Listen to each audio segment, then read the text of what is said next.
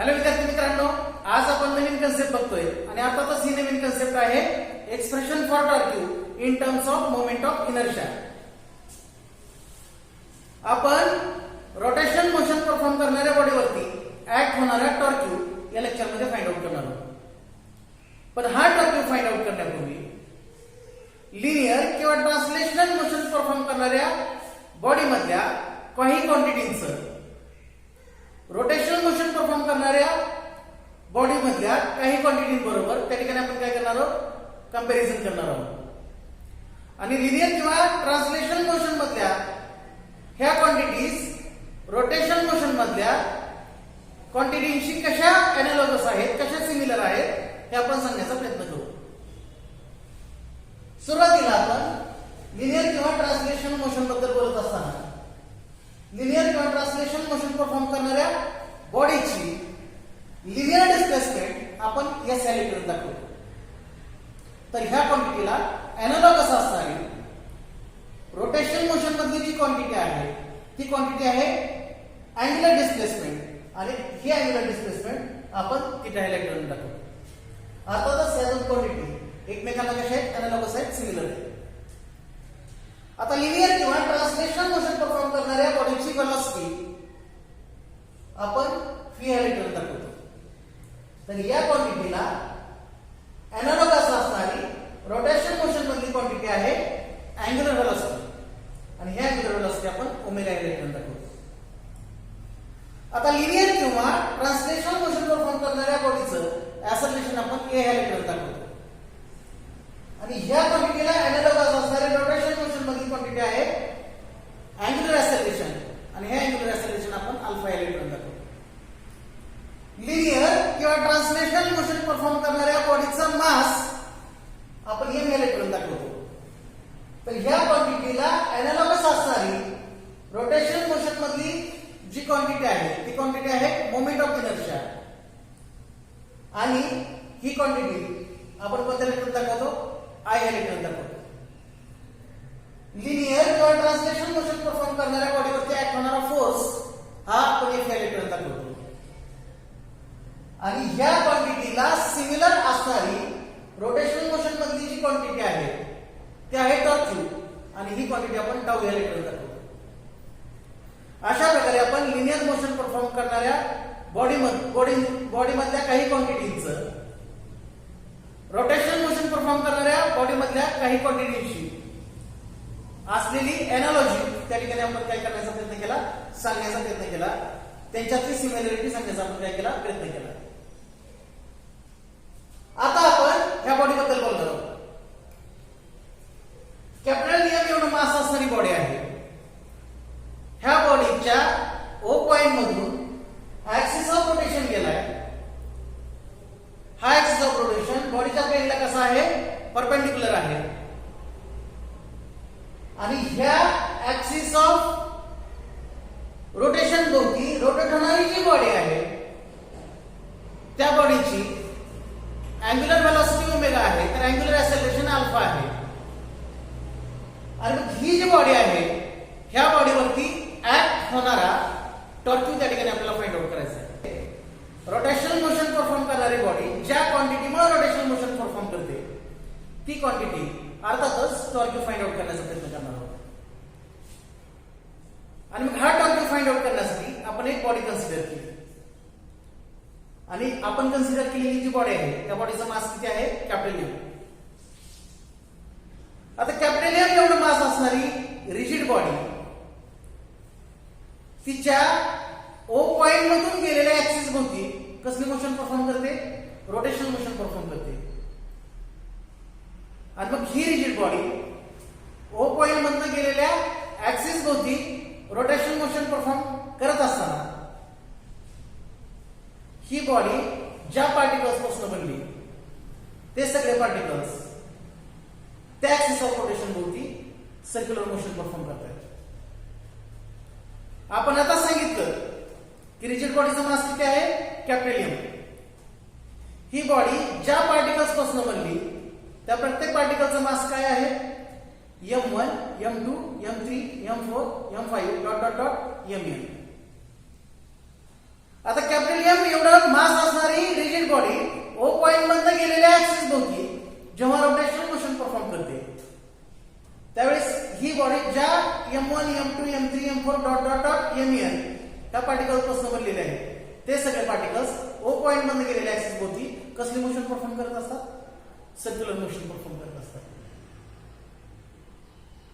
आता O point मध्ये गेलेल्या ऍक्सिस भोवती सर्क्युलर मोशन परफॉर्म करणारे हे जे पार्टिकल्स आहेत ज्यांचा mass M1, M2, M3 dot dot dot MEN आहे हे सगळे पार्टिकल्स ऍक्सिस ऑफ रोटेशन भोवती सर्क्युलर मोशन जरी परफॉर्म करत असले तरी पण ह्या सगळ्या पार्टिकलचं ऍक्सिस ऑफ रोटेशन पासूनचा डिस्टन्स डिफरंट आहे हे मात्र लक्षात घेतलं पाहिजे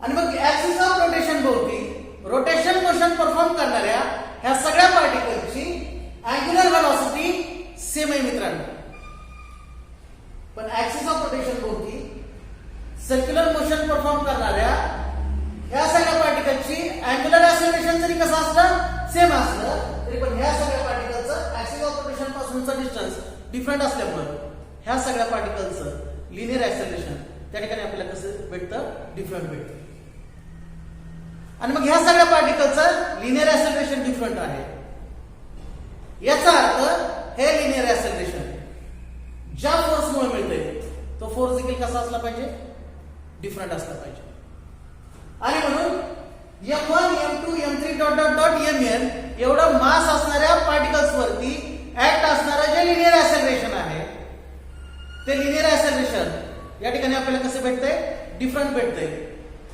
अर्थातच हे लिनियर ऍक्सेलरेशन ज्या फोर्समुळे मिळतंय तो force F1, F2, F3, F4 dot dot FN असा प्रत्येक पार्टिकल वरती ऍक्ट असणारा फोर्स देखील कसा असणार आहे डिफरंट असणार आहे आणि प्रत्येक पार्टिकल वरती ऍक्ट असणारा फोर्स डिफरंट असल्यामुळे प्रत्येक पार्टिकल वरती ऍक्ट असणारा टॉर्क पण कसा असणार आहे डिफरंट असणार आहे आणि प्रत्येक पार्टिकल वरती ऍक्ट होणाऱ्या टॉर्क जर आपण काय केली ऍडिशन केली तर आपल्याला रिजिड बॉडी वरती ऍक्ट होणारा टॉर्क फाइंड आउट करता येणार आहे आणि हाच टॉर्क आपण आजच्या लेक्चर मध्ये काय करणार आहोत फाइंड आउट करणार आहोत विद्यार्थी मित्रांनो आपण आता जे सांगितलं ते आपण बोर्डच्या माध्यमातून एक्सप्लेन करण्याचा प्रयत्न करू काय सांगितलं होतं आपण सांगितलं होतं consider a body of mass capital M rotating above an axis passing through point O and perpendicular to its plane with constant angular acceleration. Capital M एवढं मास असणारी रिजिड बॉडी O पॉइंट मधून गेलेला आणि रिजिड बॉडीच्या प्लेनला perpendicular असणाऱ्या axis भोवती कसली मोशन परफॉर्म करते रोटेशनल मोशन परफॉर्म करते आणि रोटेशनल मोशन परफॉर्म करणाऱ्या ह्या रिजिड बॉडीचं अँग्युलर ऍक्सेलरेशन त्या ठिकाणी आपल्याला कसं भेटतंय कॉन्स्टंट आता रिजिड बॉडी कॉन्स्टंट अँग्युलर ऍक्सेलरेशनने रोटेशनल मोशन परफॉर्म करत असताना ही बॉडी ज्या पार्टिकल्स पासून बनली त्या पार्टिकलचं अँग्युलर ऍक्सेलरेशन देखील त्या ठिकाणी कसं असणार आहे कॉन्स्टंट असणार आहे अर्थातच ही रिजिड बॉडी कशापासून बनली n नंबर ऑफ पार्टिकल्स पासून बनली ज्या पार्टिकलचं मास किती आहे M1, M2, M3 dot dot dot MEN आणि ह्या सगळ्या पार्टिकलचं ऍक्सिस ऑफ रोटेशन पासूनचा डिस्टन्स काय आहे R1, R2, R3, R4 dot dot dot RN आणि मग ह्या परत आपण माध्यमातून सांगण्याचा प्रयत्न करू here rigid body imagine to be made up of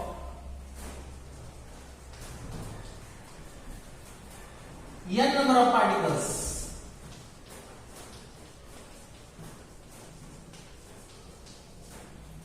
whose mass is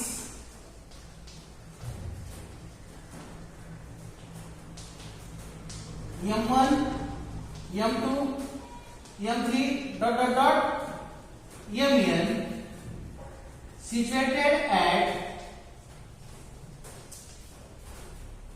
distance R1, R2, R3 dot dot dot RN from the axis of rotation.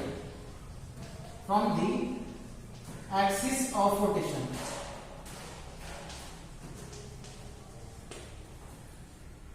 विद्यार्थी मित्रांनो, आपण आता सांगितलं होतं की ज्यावेळेस ही बॉडी कसली मोठे मोशन परफॉर्म करते, रोटेशन मोशन परफॉर्म करते आणि अर्थातच constant angular acceleration rotation motion perform करते, त्यावेळेस ही बॉडी ज्या पार्टिकल्स पासून बनली ते सगळे पार्टिकल्स कसली मोशन परफॉर्म करतायत, सर्क्युलर मोशन परफॉर्म करतायत. अर्थातच सर्क्युलर मोशन परफॉर्म करणाऱ्या सगळ्या पार्टिकल्सचं अँग्युलर ऍक्सेलरेशन कसं आहे, कॉन्स्टंट आहे. आणि म्हणून आपण म्हणतो as a rigid body performs rotational motion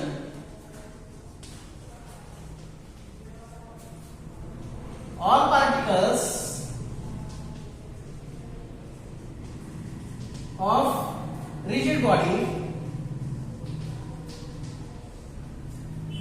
performs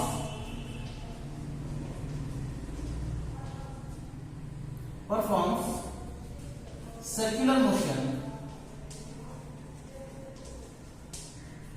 performs circular motion. Here angular acceleration of all particles will be same. Rigid body angular acceleration alpha आहे. Rigid body ज्या पार्टिकल पासून बनली त्या पार्टिकलचा angular acceleration पण अल्फाच असणार. रिजिड बॉडीचा angular acceleration alpha हे constant असल्यामुळे रिजिड बॉडी ज्या पार्टिकल्स पासून बनली त्या सगळ्या पार्टिकलचं अँग्युलर ऍक्सेलरेशन पण कसं असणार आहे, सेम असणार आहे, कॉन्स्टंट असणार आहे. Here angular acceleration of all particles will be same. विद्यार्थी मित्रांनो, सगळ्या पार्टिकलचं अँग्युलर ऍक्सेलरेशन कसं आहे, सेम आहे, पण ह्या सगळ्या पार्टिकलचा ऍक्सिस ऑफ रोटेशन पासूनचा डिस्टन्स डिफरंट असल्यामुळे ह्या सगळ्या पार्टिकलचं लिनियर ऍक्सेलरेशन कसं असणार आहे, डिफरंट असणार आहे. आणि म्हणून आपण सांगतोय की angular acceleration of all particles will be same but their linear acceleration is different, but the linear acceleration is different. Therefore, linear acceleration of each particle is given by. प्रत्येक पार्टिकलचा अँग्युलर ऍक्सेलरेशन सेम, पण प्रत्येक पार्टिकलचा linear acceleration different आहे. आणि प्रत्येक पार्टिकलचा linear acceleration काय, तर ते linear acceleration आहे. पहिल्या पार्टिकलचं linear acceleration a1 is equal to r1 alpha. दुसऱ्या पार्टिकलचं linear acceleration a2 that is equal to r2 alpha. Third पार्टिकलचं linear acceleration a3 is equal to r3 alpha. Dot dot dot n पार्टिकलचं linear acceleration an that is equal to rn alpha. आपण प्रत्येक पार्टिकलचं linear acceleration find out केलं मित्रांनो. आता प्रत्येक पार्टिकलचा linear acceleration different आहे आणि म्हणून according to Newton second law of motion प्रत्येक पार्टिकल वरती ऍक्ट असणारा जो फोर्स आहे तो फोर्स पण कसा असणार आहे, डिफरंट असणार आहे. आणि म्हणून आपण म्हणतोय according to Newton's second law of motion force is equal to काय, मास इनटू ऍक्सेलरेशन. आणि प्रत्येक पार्टिकल वरती ऍक्ट असणारा जो फोर्स आहे तो फोर्स पण आपण बघण्याचा प्रयत्न करू. Then the force acting on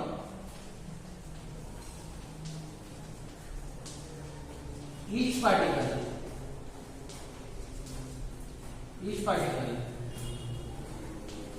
is given by force acting on each particle is given by F1 is equal to M1 A1 is equal to M1 A1 किती आहे, R1 अल्फा आहे आणि म्हणून F1 is equal to M1 R1 alpha. F2 is equal to M2 R2 alpha. F3 is equal to force असेल M3 R3 alpha. Third particle वरती act असणारा force हा त्या ठिकाणी काय असणार आहे, F3 is equal to m3 r3 alpha. तसेच nth पार्टिकल वरती ऍक्ट असणार फोर्स काय असणार आहे Fa is equal to mn rn alpha. अशा प्रकारे प्रत्येक पार्टिकल वरती ऍक्ट असणार आपण काय फाइंड आउट केला फोर्स फाइंड आउट केला. आता प्रत्येक पार्टिकल वरती ऍक्ट असणारा फोर्स फाइंड आउट केल्यानंतर आपण प्रत्येक पार्टिकल वरती ऍक्ट असणारा काय फाइंड आउट करतोय टॉर्क फाइंड आउट करतोय. आणि प्रत्येक पार्टिकल वरती ऍक्ट असणारा टॉर्क फाइंड आउट करणे हे पर्सन काय अवघड नाही का. आणि म्हणून आपण आता म्हणतोय की torque acting on each particle is given by torque acting on each particle is given by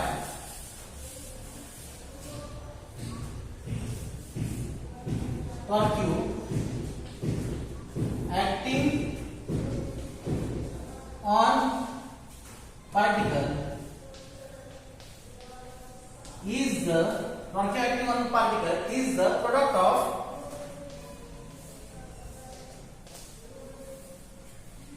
of force and perpendicular distance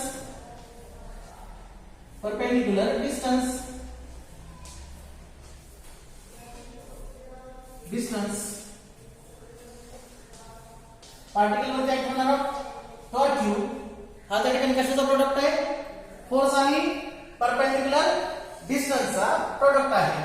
आणि म्हणून in magnitude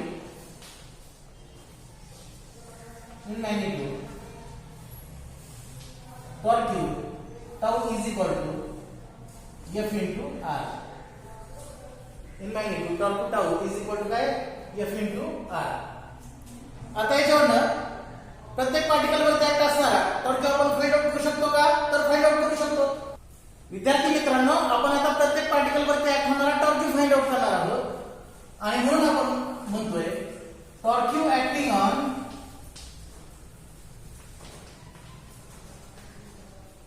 each particle is given by. सुरुवातीला आपण पहिल्या पार्टिकल वरती ऍक्ट होणारा टॉर्क फाइंड आउट करू. आणि तो टॉर्क काय असेल टाउ1 इज इक्वल टू काय F1 इंटू R1. आपण F1 फाइंड आउट केलेलाच आहे. F1 किती आहे m1 R1 alpha into R1 is equal to m1 ला m1 as it is R1 into R1 square into alpha. पहिल्या पार्टिकल मध्ये ऍक्ट झालेला torque tau one is equal to m1 R1 square alpha असा आपल्याला torque मिळाला. Second particle वरती act झालेला torque काय असेल सेकंड पार्टिकलचं मास किती m2. सेकंड पार्टिकलचा ऍक्सिस ऑफ रोटेशन पासूनचा डिस्टन्स काय r2. अर्थातच r2 चा काय होईल स्क्वेअर इनटू अल्फा. अशा प्रकारे सेकंड पार्टिकल वरती ऍक्ट झालेला टॉर्क देखील आपण फाइंड आउट केला. थर्ड पार्टिकल वरती ऍक्ट झालेला टॉर्क काय असेल tau three is equal to m3 r3 square alpha. त्याचबरोबर nth पार्टिकल वरती ऍक्ट झालेला torque tau n is equal to काय असेल mn rn स्क्वेअर अल्फा. अशा प्रकारे n नंबर ऑफ पार्टिकल्स वरती ऍक्ट झालेले जे टॉर्क आहेत ते टॉर्क आपण काय करू शकतो फाइंड आउट करू शकतो. आणि मग आता या सगळ्या पार्टिकल वरती ऍक्ट झालेल्या टॉर्कची जर आपण काय केली ऍडिशन केली तर आपल्याला कशावरती ऍक्ट झालेला टॉर्क मिळेल रोटेटिंग रिजिड बॉडी वरती ऍक्ट झालेला टॉर्क मिळेल. आणि म्हणून आपण म्हणतोय torque acting on rotating rigid body is equal to the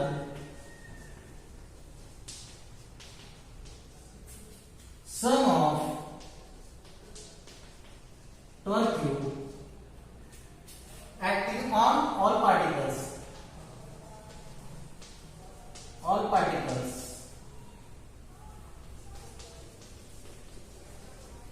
of a rigid body. आणि मग रिजिड बॉडी वरती ऍक्ट झालेला टॉर्क आज सगळ्या पार्टिकल वरती ऍक्ट झालेल्या टॉर्कची काय आहे सम आहे. आणि म्हणून tau is equal to tau one plus tau two plus tau three plus dot dot dot tau n असं त्याकडे आपण सांगतो. Tau is equal to tau one किती मिळाले आपल्याला m1 r1 square alpha plus टाउ2 काय आहे m2 r2 square alpha plus टाउ3 किती आहे m3 r3 स्क्वेअर अल्फा. आहे mn rn स्क्वेअर अल्फा. ह्या सगळ्या टर्म्स मधनं अल्फा काय करतो आपण कॉमन काढतोय. टाऊ इज इक्वल टू काय मिळेल आपल्याला m1 r1 square plus m2 r2 square plus m3 r3 square plus dot dot dot mn rn square into alpha into काय विद्यार्थी मित्रांनो अल्फा.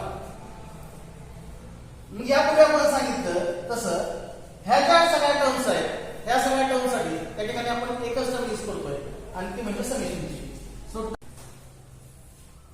विद्यार्थी मित्रांनो आपण आता प्रत्येक पार्टिकल वरती ऍक्ट होणारा टॉर्क फाइंड आउट करणार आहोत आणि म्हणून आपण म्हणतोय टॉर्क ऍक्टिंग ऑन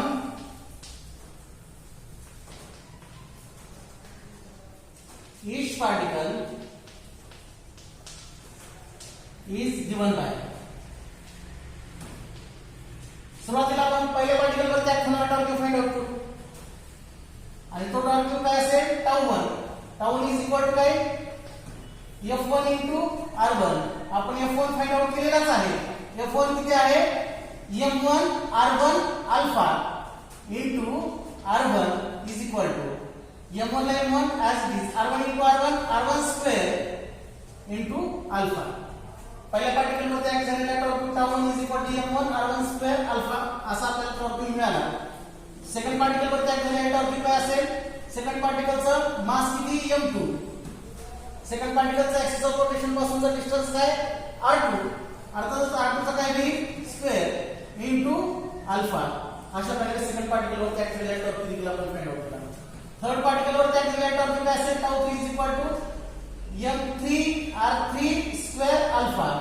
त्याचबरोबर n पार्टिकल वर ऍक्ट झालेला torque tau n is equal to काय असेल mn rn स्क्वेअर अल्फा. अशा प्रकारे n नंबर ऑफ पार्टिकल्स वरती ऍक्ट झालेले जे टॉर्क यूज आहेत ते टॉर्क आपण काय करू शकतोय फाइंड आउट करू शकतोय. आणि मग आता या सगळ्या पार्टिकल वरती ऍक्ट झालेल्या टॉर्कची जर आपण काय केली ऍडिशन केली तर आपल्याला कशावरती ऍक्ट झालेला टॉर्क मिळेल रोटेटिंग रिजिड बॉडी वरती ऍक्ट झालेला टॉर्क मिळेल. आणि म्हणून आपण म्हणतोय torque acting on rotating rigid body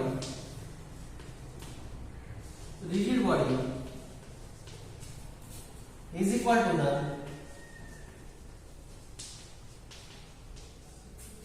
sum of torque acting on all particles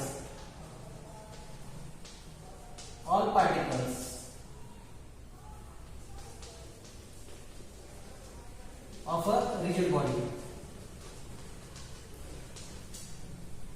आणि मग रिजिड बॉडी वरती ऍक्ट झालेला टॉर्क आज सगळ्या पार्टिकल वरती ऍक्ट झालेल्या टॉर्कची काय आहे सम आहे. आणि म्हणून tau is equal to tau one plus tau two plus tau three plus dot dot dot tau n असं काय केलं आपण सांगतो. Tau is equal to tau one किती मिळाले आपल्याला m1 r1 स्क्वेअर अल्फा